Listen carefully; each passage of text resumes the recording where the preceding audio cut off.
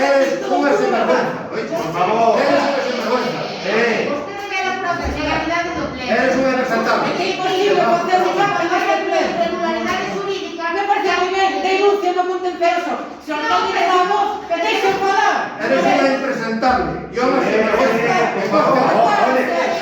Vamos a ver, ¿se quiere callar todo el mundo, por favor? Que quiera hablar. Una persona quiere hablar como un vecino. No puede hablar, por favor.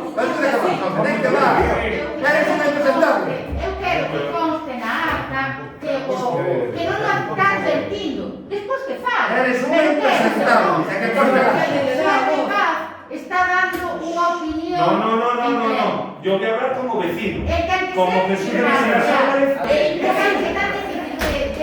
Imposible facer un acto neste ¿Qué va a pasar? Imposible neste concello facer un acto.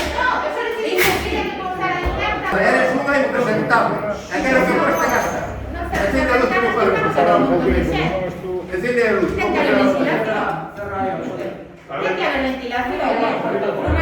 Tengo todo mi derecho a estar aquí. Bueno, se me permite. No me va a perder. Esto es que tú representas a cultura en blanco.